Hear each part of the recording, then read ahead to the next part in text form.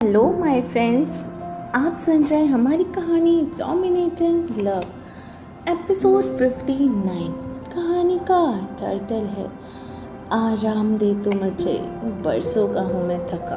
तो चलिए कहानी को शुरू करते हैं। रिदम रुद्राक्ष की बात सुनकर मुस्कुरा उठी। उसने रुद्राक्ष को गले से लगा लिया तो उसने भी उसे अपनी बाहों में भर लिया। आज उसे दुनिया की सबसे बड़ी और बेशकीमती खुशी जो इस वक्त उसे नसीब हुई थी, जिसे वो अपनी जान से भी ज़्यादा प्यार करता था, वो भी उससे प्यार करती थी। रिदम ने रुद्राक्ष को खुद से अलग किया और उसके होंठों पर अपने होंठ रख दिए। रुद्राक्ष तो जैसे जम सा ही गया था। उसे तो यकीन नहीं हो रहा था कि उसकी प्रिंसेस ने उसे किस किया है। और बैकग्राउंड सॉन्ग बजने लगा। सांसों को जीने का इशारा मिल गया, डूबा मैं तुझ में तो किनारा मिल गया। सांसों को जीने का सहारा मिल गया, डूबा मैं इसमें तो सहारा मिल गया। उसे यकीन नहीं हो रहा था कि उसकी प्रिंसेस उसे किस किए जा रही है। रिदम अब जैसे ही उससे अलग होने ही वाली थी, रुद्राक्ष ने अपने एक हाथ से उसके सर को पीछे से पकड़ लिया और दूसरे से उसकी कमर को कस के टाइट करके रुद्राक्ष ने उसके अंदर बिल्कुल डेविल जो होता है ना, वो जाग गया था। रिदम ने एक किस से उसको जगा दिया था। रुद्राक्ष रिदम को पागलों की तरह चूमे जा रहा था। तू मिला तो खुदा का सहारा मिल गया, तू मिला तो खुदा का सहारा मिल गया। गमज़दा गमज़दा दिल ये था ये गमज़दा, बिन तेरे दिल ये था ये गमज़दा। तो उसने रुद्राक्ष के सीने पर, रिदम को सांस लेने में काफ़ी तकलीफ होने लगी तो उसने रुद्राक्ष के सीने पर अपने हाथ रखे और उसे खुद से दूर करने की कोशिश करने लगी। पर रुद्राक्ष अपनी जगह से बिल्कुल हिलने का नाम ही नहीं ले रहा था। वो रिदम के मन में कहता है, रिदम अपने मन ही मन कहती है, ये हमने इतनी बड़ी गलती कैसे कर दी। हमने रुद्राक्ष को किस कर लिया, अब तो रुद्राक्ष हमें हिलने भी नहीं देंगे। उसने वापस कसमसाते हुए कहा, Rudraksh leave me, you are hurting me. पर रुद्राक्ष अब उसकी नेक पर किस किए जा रहा था। आराम दे तू मुझे, बरसों का हूँ मैं थका, पलकों पे रातें लिए तेरे वास्ते मैं जगा। मेरे हर दर्द की गहराई को महसूस करता है तू, तेरी आंखों से ये गम तेरा मुझे मालूम होने लगा। तू मिला तो खुदा का सहारा मिल गया। वो जैसे ही रिदम के चेहरे को देखता है तो उसकी होठों से खून निकल रहा था। फिर उसकी नज़र जब उसके नेक पे गई तो वो वहाँ बहुत सारे गहरे दांतों के निशान थे। रिदम अभी किसी लेडी वैम्पायर से कम नहीं लग रही थी। उसका ये रूप रिदम को और ज़्यादा अट्रैक्ट कर रहा था। पर उसने खुद को जैसे तैसे कंट्रोल किया और पैराशूट से नीचे उतर गया और रिदम को भी उसने उतरने में पूरी हेल्प करी। दोनों बोट में बने एक कमरे में आ गए। वो रूम में काफ़ी बड़ा था और लग्जूरियस भी था। विंडोज़ पे सफ़ेद कर्टन्स लगे हुए थे और चांद की रोशनी सीधा कमरे पे ही आ रही थी। बीचों बीच एक बड़ा सा गोल सा किंग साइज बेड और सामने कबर्ड्स। कुल मिला के ये रूम बेहद खूबसूरत था। रुद्राक्ष ने रिदम को बेड पे लेटाया और खुद फर्स्ट एड ले आया। वो उसके बगल में बैठ गया और उसके होंठों को कॉटन से उसके खून को साफ करने लगा। फिर उसने रिदम की नेक पर एंटीसेप्टिक क्रीम लगाई और वापस फर्स्ट एड बॉक्स को रख कर उसके बगल में ही लेट गया। दोनों के ऊपर ब्लैंकेट डाल देता है। तू मिला तो खुदा का सहारा मिल गया, गमज़दा गमज़दा है ये तारा गमज़दा।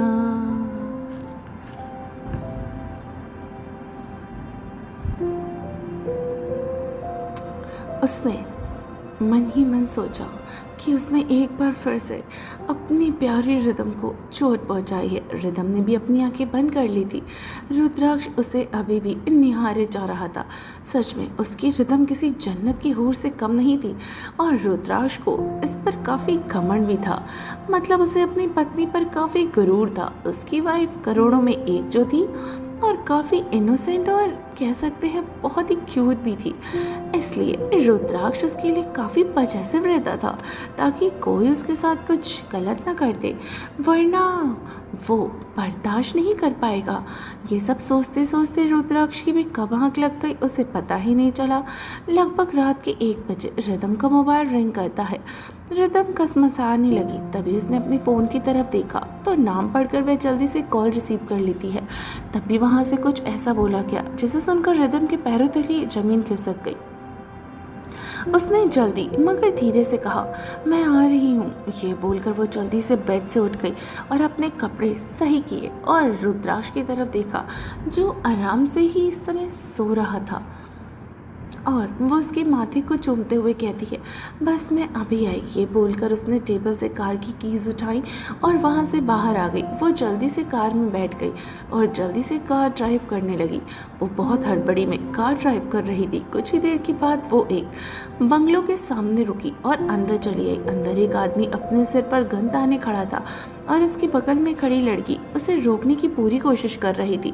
रिदम जल्दी से उस आदमी के पास आई और घबराते हुए कहती है, डैड आप ये क्या कर रहे हैं? तभी रावी ने जल्दी से बोला, रिदम मैं इन्हें कब से समझाने की कोशिश कर रही हूँ पर ये मेरी ऐसी बात को मानने के लिए तैयार ही नहीं है। डैड आप ये क्या कर रहे हैं? गन नीचे रखिए, आपको क्या हो गया है? रिदम ने रोते हुए बोला।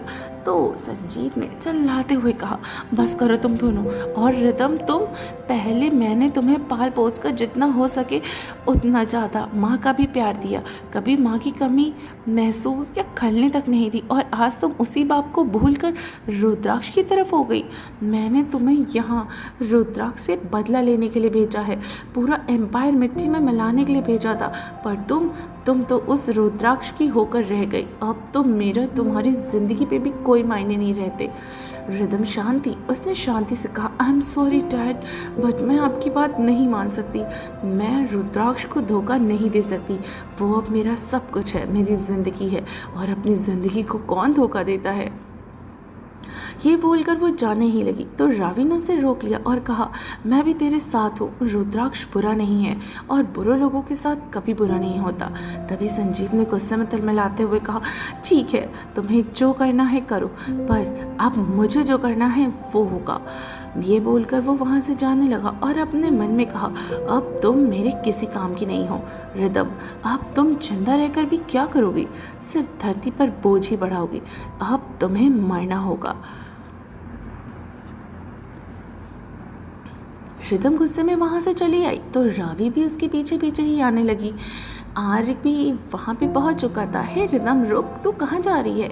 रुको मेरी बात तो सुनो। ये बोल रावी ने जल्दी से जाकर रिदम को पकड़ लिया तो रिदम ने गुस्से से उसे देखते हुए कहा, पता नहीं डैड को क्या हो गया है। और रुद्राक्ष और उनके डैड के यानी देवराज अंकल के बीच में ऐसा क्या बिगाड़ा था जो उन्हें बर्बाद करना चाहते हैं और अपनी इस घटिया प्लानिंग में मुझे भी शामिल कर रहे हैं?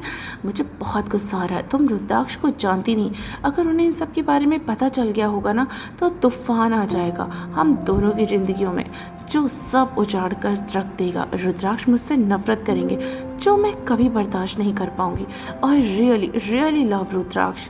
चुप हो जाओ रिदम, ऐसा कुछ भी नहीं होगा। हम रुद्राक्ष को कुछ नहीं पता चलने देंगे, उसे कोई कुछ नहीं बताएगा। ये बोलकर रावी ने उसे गले लगाया। तभी आर्य ने तभी आर्य ने रिदम को चुप कराते हुए कहा, हे, अगर तुम इतना रोगी तो बाढ़ आ जाएगी। रिदम ने एक मुक्का आर्य के सीने पर मारते हुए कहा, तुझे तो हर वक्त बस मजाक ही सोचता है, पर अभी कोई मजाक के मूड में नहीं हूँ। रावी उन दोनों को देखकर मुस्कुराती। उसने रिदम से कहा, तू बहुत टेंशन लेती है, रुद्राक्ष को कुछ नहीं पता चलेगा। नहीं रावी, तू रुद्राक्ष को नहीं जानती, पर इन दिनों रुद्राक्ष के साथ रह के मैं उन्हें बहुत अच्छी तरीके से जान चुकी हूँ। अगर उन्हें इन सब के बारे में ज़रा सा भी भनक हुई ना या शक हुआ तो वो किसी को नहीं छोड़ेंगे। रिदम ने वापस परेशान होते हुए कहा। रावी ने उसे एक नज़र देखा, फिर शांति से कहती है, देख ये सब छोड़, बहुत रात हो गई है, अब तुझे जाना चाहिए, चल मैं तुझे छोड़ देती हूँ। ये बोलकर वो जाने लगी कि रिदम ने उसे रोकते हुए कहा, मैं कार लेकर आई हूँ, खुद चला लूंगी, तू जा। रावी ने दोनों को एक नज़र देखा और रिदम को देखते हुए कहता है, are you sure? Yes, Rhythm ने कहा। तो रावी ने अपने कंधे उचका दिए। ओके फाइन, ख्याल रखना इसका, उसने आर्य की तरफ देखते हुए कहा। फिर अपनी कार में बैठ के चली गई। वहीं आर्य ने रिदम को अपने गले लगा लिया और उसके माथे पर किस किया और प्यार से कहा, तुम मेरी प्यारी रिदम हो, मेरी जान हो, तुम परेशान होती हो तो मेरे दिल में बहुत दर्द होता है। रिदम उसकी बातें सुने, उसे देखने लगी और मुस्कुराते हुए कहती, चल झूठा, सब ड्रामे करता रहता है, वो सब छोड़, अब मुझे लेट हो रहा है, मैं जा रही हूँ, तू भी जा। ये बोलकर वो कार में बैठ गई और निकल गई और बेचारा आर्य उसे रोकता ही रह गया और मुंह बनाते हुए बोला, हर वक्त बुलेट ट्रेन बनी घूमा करती है। वहीं कोई इन दोनों को देखकर मुस्कुरा रहा था। उसने अपने फ़ोन में देखते हुए कहा, अब तुम दोनों की फ़ोटो जाएगी सीधा रुद्राक्ष राठौर के पास। ये बोलकर उसने सेंड कर दी उस फोटो को और आर्य और रिदम के फोरहेड पे किस कर रहा था और उसे ऐसे एंगल से लिया गया था कि दोनों बहुत करीब लग रहे थे। वहीं संजीव शराब पे शराब पिए जा रहा था। तभी पीछे से किसी की आवाज़ आई, अकेले अकेले लगता है आप मुझे भूल गए भाई साहब। संजीव ने पीछे पलट के देखा तो प्रदीप अपने जेब में हाथ डाले खड़ा था। संजीव उसे देखकर चौंक गया और नशे की हालत में हकलाते हुए कहा, तुम मेरे विला में क्या कर रहे हो? तुम्हें पता है ना, ये मेरा विला है, यहाँ मेरी परमिशन के बगैर कोई नहीं आता है, तो तुम कैसे आए? तुम्हें घर नहीं जाना चाहिए। ये बोलकर वहाँ से लड़खड़ाते हुए जाने लगा तो प्रदीप ने उसे रोक दिया और परेशान होते हुए कहता है, भाई साहब ये आपने कैसी हालत बना ली है, आपको हुआ क्या है? मुझे यहाँ से जाने दो, मैं उस रुद्राक्ष के बाप को बर्बाद कर दूंगा। ये बोलकर वो लड़खड़ाने लगा तो प्रदीप ने उसे संभाल लिया और धीरे से कहा, आप अभी तक उन लोगों के पीछे ही पड़े हैं, देखियो वो सब बहुत अच्छे हैं, आखिर आपकी दुश्मनी क्या है उनसे? चुप करो, तुम मेरे भाई हो तो उन लोगों का साथ क्यों दे रहे हो? तुम्हें मेरी मदद करनी चाहिए। तुम भूल रहे हो कि मैंने तुम्हारी कितनी मदद की है और रोमा को भी तुम्हारे गैर हाजिरी में संभाला है और तुम दोगले जैसी बातें कर रहे हो। संजीव ने कहा तो प्रदीप थोड़ा गुस्सा होकर कहता है, मैं उनका साथ नहीं दे रहा हूँ, मैं सच का साथ दे रहा हूँ और आपकी इस घटिया हरकत में मैं आपका साथ कभी नहीं दूंगा क्योंकि ये गलत है। आपको तो बस प्रिया के भविष्य के बारे में सोचना चाहिए और आप अभी भी बदले के बारे में सोचने में लगे हुए हैं। ये बोलकर वो गुस्से में वहाँ से चला गया तो संजीव चिल्लाते हुए कहता, हाँ लूँगा बदला। क्या कर लोगे तो तुम? मैं उससे नफरत करता हूँ, उसकी अमीरी से नफरत करता हूँ। वहीं दूसरी तरफ रिदम वापस उसी डेस्टिनेशन पे पहुंच चुकी थी। अभी रात के 3 बज रहे थे। उसे जाने और आने में लगभग 1 घंटा लग चुका था। वो धीरे धीरे कदमों से रूम में जाने लगी तो रूम में काफ़ी अंधेरा था, बस चांद की हल्की सी रोशनी ही आ रही थी। वो ये सब देख के काफ़ी घबरा गई। उसने चारों तरफ देखा तो रुद्र बेड पे नहीं था। उसकी नज़र पास वाले सोफा पे गई तो एक आदमी पैर पे पैर चढ़ाकर किसी राजा की तरह बैठा हुआ था और उसे ही एक टक घूर भी रहा था। रिदम की सांसें थम सी गई। वो जल्दी से पीछे पलट गई और अपने मुंह पर हाथ रख लिया और रुद्राक्ष से बड़बड़ाते हुए कहा, खुद से ही कहती, नो नो नो, ऐसा नहीं हो सकता, हे भगवान मैं क्या करूं? तभी किसी ने पीछे से उसे कसकर अपने कमर से पकड़ लिया। रिदम अचानक इस हुए हमले से घबरा गई। उसकी सांसें तेज चलने लगी। उसका पूरा बदन ऊपर से नीचे तक कांपने लगा। रुद्राक्ष पीछे से आकर उसके कान में गुस्से और भारी आवाज में कहता है, कहाँ गई थी तुम इतनी रात को? रिदम हड़बड़ा गई। रुद्राक्ष ने उसे अपनी तरफ घुमाया और उसे अपनी और करीब लिया। चांद की रोशनी दोनों के चेहरे पर पड़ रही थी। रिदम ने रुद्राक्ष के चेहरे को देखा और वो अंदर तक सहम गई। उसकी आंखें पूरी तरीके से लाल हो चुकी थी। वहीं रिदम की आंखें इस समय डर से काफ़ी बड़ी हो गई थी। रुद्राक्ष उसके चेहरे के बेहद करीब आया। उसने उसकी आंखों को देखते हुए कहा, मैंने तुमसे पूछा है, कहाँ गई थी तुम? रिदम हकलाने लगी। वो मैं। रुद्राक्ष ने रिदम के गालों को अपने एक हाथ से जकड़ लिया, जिससे रिदम को काफ़ी दर्द होने लगा। उसकी आंखों से आंसू बहने लगे।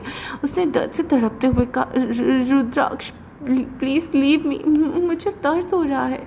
रुद्राक्ष ने उसके बालों को अपने मुट्ठों में कस लिया और दूसरे हाथ से उसकी कमर को जकड़ लिया। उसके इतना कस के जकड़ा हुआ था कि रिदम को लगा कि आज उसकी कमर टूट जाएगी।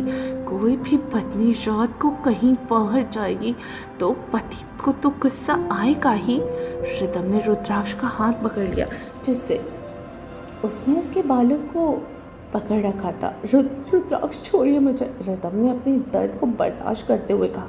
तभी रुद्राक्ष ने अपने पॉकेट से अपना फ़ोन निकाला, उसे वही फ़ोन दिखाते हुए बोला, ये सब क्या है? और हाँ, तुम ये मत बोलना कि ये फेक है, क्योंकि मैंने ये इस फ़ोटो को पहले ही चेक करा लिया है। रिदम हैरानी से उस फोटो को देखने लगी। उसने घबराते हुए कहा, ये सच है? पर इसके आगे वो कुछ बोलती कि रुद्राक्ष उसका गला पकड़ लेता है और दबाते हुए बोलता है, तू मुझे धोखा देगी? रिदम उसके इस बिहेवियर को देख के घबरा गई। उसने लंबी लंबी सांसें लेते हुए कहा, ये सच है, पर इसे गलत तरीके से दिखाया गया है। आप जैसे सोच रहे हैं वैसा कुछ नहीं है। अच्छा, मैं जैसा सोच रहा हूँ वैसा नहीं है। तो वो कैसा है? ये बोल रुद्राक्ष ने रिदम की गर्दन को झटके से छोड़ दिया। रिदम को गुस्सा आने लगा। उसने रुद्राक्ष से, यानी बहुत गुस्से में रुद्राक्ष से अपने आप को बहुत ज़्यादा दूर कर लिया और उसे दूर धकेल दिया। गुस्से में कहा, मैं बताना ज़रूरी नहीं समझती, विश्वास है तो करो, वरना आई डोंट केयर। मैं अपने आप को प्रूव नहीं करूंगी। रिदम की गर्दन पर रुद्राक्ष की उंगलियों के निशान बन चुके थे, जिससे रिदम को गुस्सा आ रहा था। वही रुद्राक्ष अब पागल हो रहा था। उसने रिदम को वापस अपनी तरफ खींचा और उसकी गर्दन पर अपने होठों को रख दिया और उसे चूमने लगा। रिदम कसमसाने लगी। वो रुद्राक्ष को वापस धक्का देने लगी, पर रुद्राक्ष तो उस फोटो का गुस्सा रिदम पे ही निकाल रहा था। रिदम ने रुद्राक्ष को जोर से धकेला तो रुद्राक्ष उससे 2 कदम दूर हो गया। उसे जरा सा भी इस बात का अंदाजा नहीं था कि रिदम उसे धक्का देगी। अचानक पूरे रूम का तापमान गिरने लगा। रुद्राक्ष अपनी सर्द आंखों से रिदम को ही घूर रहा था। रिदम ने अपनी गर्दन को अपने हाथों से छुआ। उसे बहुत दर्द हो रहा था। उसने गुस्से में दांत पीसते हुए कहा, आपको मुझे इस तरीके से टॉर्चर करने का कोई हक नहीं है मिस्टर रुद्राक्ष राठौर। रुद्राक्ष रिदम के बेहद करीब आने लगा। वो उसके ऊपर झुक गया और अपनी सर्द आवाज़ में बोलता है, मैंने अभी तक अपना हक लिया ही कहाँ है, और तुम मुझे बहुत अच्छे से जानती हो। मैं अपना हक ज़बरदस्ती भी ले सकता हूँ। उसकी आवाज़ इतनी सर्द थी कि रिदम एक पल के लिए तो घबरा गई। उसने एक एक कदम पीछे जाते हुए कहा, आपको ज़बरदस्ती के अलावा कुछ आता ही क्या है? आप तो शुरू से ही लेकर मेरे साथ ज़बरदस्ती ही करते आए हो। रुद्राक्ष रिदम की बातों को सुनकर और गुस्सा हो गया। आखिर वो उसके बारे में ऐसा कह भी कैसे सकती है? वो उसके साथ ज़बरदस्ती करते आया है। अगर ऐसा है भी तो उसने कभी भी गलती से भी अपनी लिमिट क्रॉस नहीं की थी। अगर वो चाहता तो 1 सेकेंड भी उसे ऐसा करने में नहीं लगता। रुद्राक्ष ने अपनी मुट्ठियाँ भींच ली।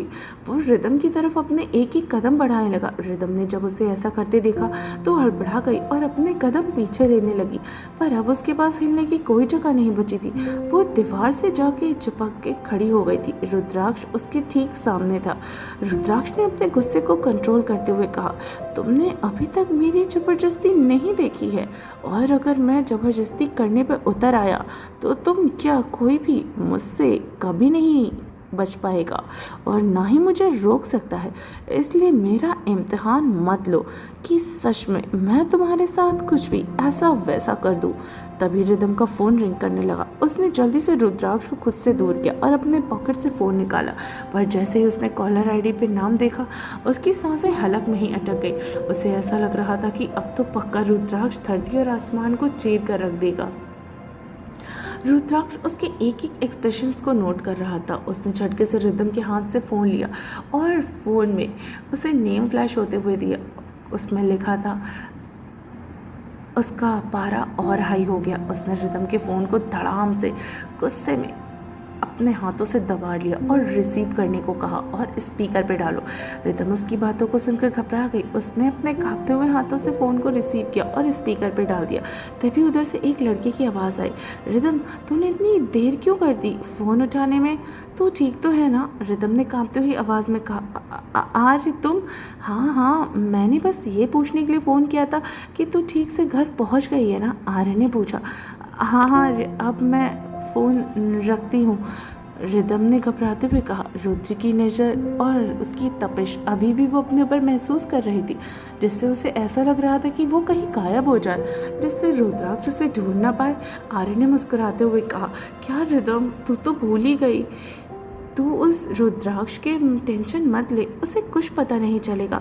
रुद्राक्ष ने जैसे ही आर्य की बातों को सुना, उससे कुछ पता नहीं चलेगा। उसका दिमाग घूम गया। वो रिदम को खा जाने वाली नजरों से घूमने लगा। रिदम ने मन ही मन कहा, ये आर्य को क्या हो गया है? मैं सही सलामत अच्छी नहीं लगती क्या इसे? इतनी रात को फ़ोन करता है और ये एक नंबर का गधा है, और ये डेविल तो आज मुझे पक्का ही खा जाएगा। तभी आर्य की आवाज़ से उसकी तंद्रा टूटी। रिदम, तू कुछ बोल क्यों नहीं रही है? मैंने कहा था ना, रुद्राक्ष को कुछ नहीं पता चलेगा, तो तू इतना परेशान क्यों हो रही है? रुद्राक्ष ने रिदम का फ़ोन उससे छीन लिया और गुस्से में ज़मीन पर ज़ोर से पटक दिया, जिससे वो एक झटके में ही चकनाचूर हो गया। एक बार फिर से वही पहले वाला रुद्राक्ष आज उसके सामने आ गया था। वो इतना खूंखार बन रहा था। रिदम उसके इस बिहेवियर से काफ़ी घबरा रही थी। रुद्राक्ष ने रिदम को उसके कंधों से पकड़ लिया और उसकी आंखों में देखते हुए कहा, क्या छुपा रही हो मुझसे? देखो, तुम जानती हो मुझे धोखा देने वाले लोग बिल्कुल पसंद नहीं, इसलिए पूछ रहा हूँ, बोलो बोलो ना। आर्य किस बारे में बात कर रहा था? रिदम, तुम चुप क्यों हो? मैं तुम्हारी इस चुप्पी का क्या मतलब समझूं? God damn it, speak up. Rhythm कांपने लगी। अब रुद्राक्ष का गुस्सा हद से ज़्यादा पार हो रहा था। उसने रिदम को उठाकर जोर से बेड पे पटक दिया और उसके ऊपर आ गया। रुद्राक्ष ने उसके दोनों हाथों को टाइटली पकड़ लिया और उसकी आंखों में देखते हुए गुस्से से बोलता है, आखिरी बार पूछ रहा हूँ, स्पीक अप। पर ये रिदम थी, उसके मुंह से आवाज़ ही नहीं निकल रही थी, सिर्फ आंसू के आंसू बहे जा रहे थे। उसने कभी भी रुद्राक्ष को इस तरह बिहेव एक्सपेक्ट नहीं किया था। वो तो जैसे सदमे ही चली गई थी। अब रुद्राक्ष ने गुस्से में रिदम के टॉप को फाड़ दिया। रिदम उसकी इस हरकत से हैरान थी। वो गिड़गिड़ाते हुए बोलती, नो नो रुद्राक्ष, आप ऐसा नहीं कर सकते, छोड़ो छोड़ो मुझे। ये बोलकर रिदम छटपटाने लगी। वो जोर जोर से रोने लगी। तभी उसने रोने की आवाज़ रुद्राक्ष के कानों में गई और वो अचानक से रुक गया। उसके ऊपर से वह उठकर उसने रिदम के ऊपर ब्लैंकेट डाल दिया और उसे अपने सीने से लगा लिया। आई एम सॉरी, सॉरी जान, मैं ऐसा नहीं करना चाहता था, मेरी ऐसी कोई इंटेंशन भी नहीं थी। ये बोलकर रुद्राक्ष उससे माफ़ी मांगने लगा। भले ही रुद्राक्ष कितने में भी गुस्से में क्यों ना हो, पर वो ऐसा करके कभी भी अपनी रिदम को हर्ट नहीं कर सकता था। भले ही उसकी रिदम कुछ भी क्यों ना करे, पर वो उससे बेइंतहा बेपनाह मोहब्बत जो करता था और हमेशा करता ही रहेगा। रिदम अभी भी डर के मारे कांप रही थी। उसकी ये हालत रुद्राक्ष के दिल को काफ़ी ठेस पहुंचा रही थी।